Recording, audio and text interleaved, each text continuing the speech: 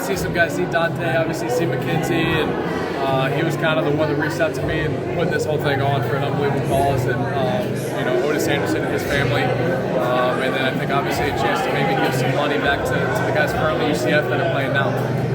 All the heavy hitters under center on here. That's a big cool, the whole fraternity, huh? It was awesome. Kind of got a chance to talk to some people in there, and it was just kind of multiple generations of UCF football all in one room. So obviously Dante started the whole thing, and then us being here and kind of 10 to 14, and then what McKenzie was able to do in the unbelievable years they were able to have. So it's a really cool thing. Had you talked to Dante before? Had you met him? I have. I've had a chance to meet him a couple times. Got a chance to see him at the past alumni golf tournament. Talked to him out there. So he's been, obviously, he was the one that kind of led the whole thing off and started the UCF quarterback football, kind of standard in everything he was able to do, and then his career he had in the NFL. So fortunate to have a bit of a relationship with him.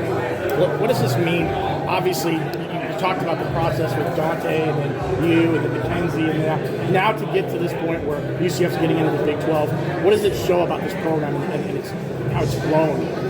I think, it was kind of, even when I was here and, the guys that I was here with, I think we all kind of realized the potential it had, and I think we've now been able to see that kind of come to fruition. And through Scott Frost, after George O'Leary, and then Scott Frost and Josh Heupel, and now Gus Malzahn.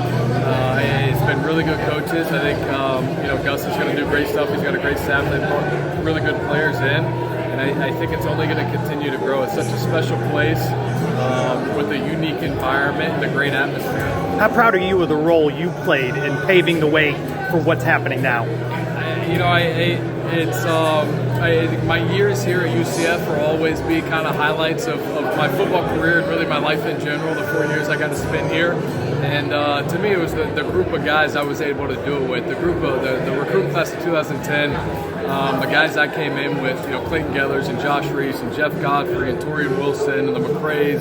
It was a special group of guys, not to mention many more, that we all kind of went through it together with, and it all kind of culminated to that Fiesta Bowl in Arizona, and then what McKenzie was able to come in and do and take from there has been unbelievable. Talk about how special this night is. How special is the bond between student athletes here and Knight Nation? It's awesome. It's always been an unwavering, extremely supportful fan base. There's obviously been highs, there's been lows. It's been extremely good as of late, but it's always great to see people that I remember seeing after a random game in 2012 that are still here supporting. They're here tonight. You get a chance to talk with them. It's a special group of people. This is a program ready to compete in the Big 12 right now. Say that again. Program is ready to compete in the Big 12 right now. I think so. I think what Coach Malzahn and his staff's doing, the guys they brought in, this year, which I don't think there's any reason why they can't go play big time football week in and week out and compete at a high level. Like, this is a NIL event, sort of, with the name, image, and likeness. How would you have benefited from NIL during the time? It'd have been a little dicey if you'd have given me money in college, I think.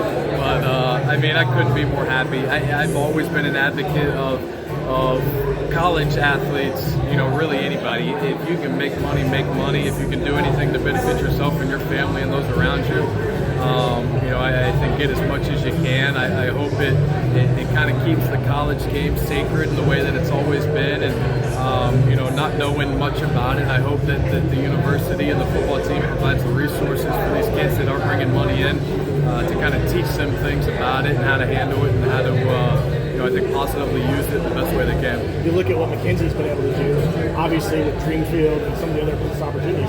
It's got to feel like this is great to see some of your guys now who can take advantage of it. Absolutely. I think there's nothing better in it. Like I told him when he called me a couple months ago and asked me if I could be a part of this, I thought it was an unbelievable idea. I thought it was a great thing on his part to take the initiative and kind of kick this thing off and get it going. But anything I could ever be a part of to help the kids that are here as college athletes right now make money and have a little money in their pocket, I'd be more than happy to do. Quite the collection of talent here. Who's the best quarterback in the room tonight? It's got to be Dante. The biggest, the strongest. He was a freak show, so I'm sure he can still chuck it. You guys don't have any debates in that room now, do you? No. I think it's probably a given that Dante was by far the most talented.